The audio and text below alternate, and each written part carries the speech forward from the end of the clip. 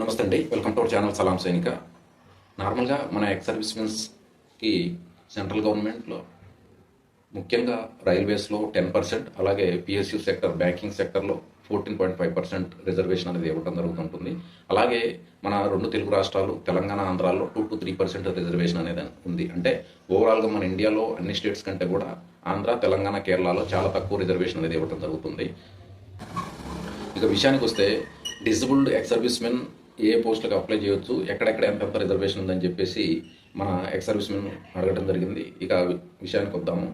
ముఖ్యంగా central government ఏదైతే ఉందో పిఎస్యూ సెక్టర్, బ్యాంకింగ్ సెక్టర్, అలాగే రైల్వే జాబ్స్లో డిజబుల్డ్ ఎక్స్ సర్వీస్మెన్స్ కూడా అవకాశం ఉందండి. అయితే ముఖ్యంగా ఈ డిజబుల్డ్ ఎక్స్ సర్వీస్మెన్స్ ఎవరైతే ఉన్నారో ఇందులో 2 కేటగిరీస్ ఉన్నాయండి. ఫస్ట్ కేటగిరీ వచ్చేసరికి ఎవరైతే వార్ అటెండ్ చేసి డిజబుల్ అయ్యారో వాళ్ళు ఫస్ట్ కేటగిరీ కింద రావడం జరుగుతుంది. ఎవరైతే బోర్డ్ అవుట్ అయిపోయి ఉంటారో వాళ్ళకి ప్రియారిటీలో ఈ యొక్క జాబ్స్ అనేది ఇవ్వడం జరుగుతుంది. గ్రూప్ సి అండ్ డి రైల్వేస్లో. అలాగే సబార్డినేట్ కేటగిరీ అనేసి ఉంటుందండి పిఎస్యూ సెక్టర్, బ్యాంకింగ్లో. ఇందులో 24.5% డిజబుల్డ్ ఎక్స్ సర్వీస్మెన్స్ ఉంటారో వాళ్ళకి ఇవ్వటం జరుగుతుంది.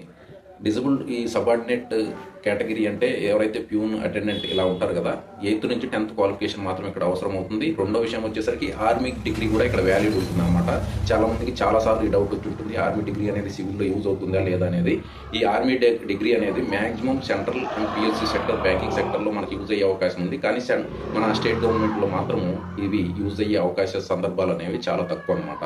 సి అండ్ డిలో ఈ నోటిఫికేషన్ పడినప్పుడు ప్రత్యేకంగా ఒక కేటగిరీ డివైడ్ చేసి అందులో నోటిఫికేషన్లో క్లియర్గా మెన్షన్ చేయడం జరుగుతుంది. డిజబుల్డ్ ఎక్స్ సర్వీస్మెన్ అని చెప్పేసి, ఫర్ డిజబుల్ ఎక్స్ సర్వీస్మెన్ అని చెప్పేసి ప్రత్యేకంగా ఒక దానికోసం కాలం అనేది ఇవ్వడం జరుగుతుందండి. కొంచెం అబ్జర్వ్ చేయండి ఎప్పుడైనా నోటిఫికేషన్ పడినట్లయితే. అలాగే బ్యాంక్స్లో కూడా లాస్ట్ టైం ఆర్బీఐకి సంబంధించిన నోటిఫికేషన్, నేను 2 నోటిఫికేషన్ చూశాను. ఆర్బీఐ అటెండెంట్కి సంబంధించి ఆ 2 నోటిఫికేషన్లో కూడా డిజబుల్డ్ ఎక్స్ సర్వీస్మెన్స్కి ప్రత్యేకంగా ఇవ్వడం జరిగింది. ఇక రెండో విషయానికి వస్తే ఏదైతే డిజబుల్డ్ ఎక్స్ సర్వీస్మెన్ కేటగిరీ 2 విషయానికి వస్తే ఎవరైతే పీస్ టైంలో ఎవరైతే కేటగిరీ అయి ఉంటారో, డిజబుల్డ్ అయి ఉంటారో వారికి కనీసం 50% అబవ్ వారికి ఈ యొక్క కేటగిరీ మెన్షన్ చేసి ఉండాలి, డిజబిలిటీ అనేది. అప్పుడే వారికి ఈ యొక్క జాబ్కి అప్లై చేసుకునే అవకాశం ఉంటుందన్నమాట. ఈ విషయాన్ని కూడా మీరు దృష్టిలో ఉంచుకోవాలండి. అప్లై చేసేటప్పుడు తప్పకుండా మీరు 50% అబవ్ ఉన్నారా లేదా అన్న విషయాన్ని తప్పకుండా చెక్ చేసుకోవాలి. ఇక నెక్స్ట్ ఈ స్టేట్ గవర్నమెంట్స్ జాబ్స్ విషయానికి వస్తే నేను ఆల్రెడీ చెప్పానండి, 2% లేదా 3% మన 2 తెలుగు రాష్ట్రాల్లో అని చెప్పాను కదా. చాలా దారుణమైన పరిస్థితులు మన 2 తెలుగు రాష్ట్రాలు ఉన్నాయని చెప్పాలి. ఎందువల్ల అంటే లాస్ట్ టైం నేను డిఎస్సి నోటిఫికేషన్ చూసినప్పుడు ఒరిజెంటల్ అని రిజర్వేషన్ సిస్టమ్ ఏటో పెట్టడం జరిగిందండి. చాలా కన్ఫ్యూజన్గా ఉంటుంది. మీరు కావాలంటే నోటిఫికేషన్ చూడండి.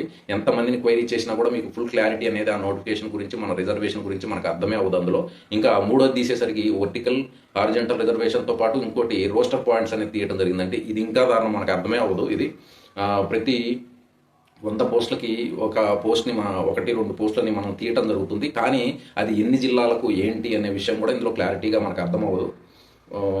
ఇదండి విషయము. అయితే ఇక్కడ డిజబుల్డ్ ఎక్స్ సర్వీస్మెన్స్కి అవకాశం ఉంటుందా లేదా అనేది మనం నోటిఫికేషన్లో చూస్తేనే మనకు అర్థమవుతుందండి. ఇలా మనం పైన చెప్పుకుంటే ఈ విషయం మనకు క్లారిటీ రాదు. ఎందువల్ల అంటే అక్కడ ఇచ్చేదే ఓన్లీ 2% అంటే మనకి 100లో 2 జాబ్స్ ఉంటాయంటే ఎన్ని జిల్లాలను కలిపితే ఈ 100 పోస్టులు అవుతాయి అనేది కూడా అర్థం కాని పరిస్థితి మన స్టేట్స్లో. సో మన స్టేట్ పెద్దల్ని, మన స్టేట్ యొక్క పెద్దల్ని, అసోసియేషన్ అధ్యక్షుల వారిని, వీరందరినీ కూడా నేను ప్రార్థించేది ఏంటంటే ఇప్పటి నుండైనా కనీసం మన రిజర్వేషన్ కోసం కూడా మనం పోరాడాల్సిన అవసరం ఎంతైనా ఉంది. ఎందువల్ల అంటే ప్రతి స్టేట్లో కూడా మినిమం 5% రిజర్వేషన్ అయినా ఉండింది ఎక్స్ సర్వీస్మెన్ కొరకు. అలాగే మనకు కూడా 5% రిజర్వేషన్ ఉంటే కనీసం కొంతమంది అయినా కానీ ఈ యొక్క జాబ్స్కి ప్రయత్నించి వీలైనంత వరకు ఈ జాబ్స్లో కూడా ఉండే అవకాశం ఉంటుంది. చాలా వరకు మీరు గమనించే ఉంటారు, ఎక్స్ సర్వీస్మెన్స్ అందరూ కూడా మ్యాక్సిమం ఆర్మీలో ముఖ్యంగా ఎక్కడో చోట సెక్యూరిటీలో జాయిన్ అవ్వటమే కానీ పెద్దగా జాబ్స్లో జాయిన్ అయిన పరిస్థితి లేదు. ఎందువల్ల అంటే ఇప్పుడున్న జనరేషన్ని ఇంత కాంపిటేటివ్ వరల్డ్లో బీట్ చేయడం అనేది మామూలు విషయం కాదు. కనీసం 20-25 సంవత్సరాల పాటు ఆర్మీలో సర్వీస్ చేసి స్టడీకి చాలా దూరంగా ఉండి వచ్చిన వెంటనే ఇప్పుడున్న జనరేషన్ని బీట్ చేయడం అనేది మామూలు విషయం కాదు. సో దయచేసి మినిమం 5% అయిన రిజర్వేషన్ మనం పోరాడి సాధించుకోగలిగితే కనీసం రాబోయే తరాలకైనా న్యాయం చేసిన వాళ్ళం అవుతాం అనిపిస్తుంది.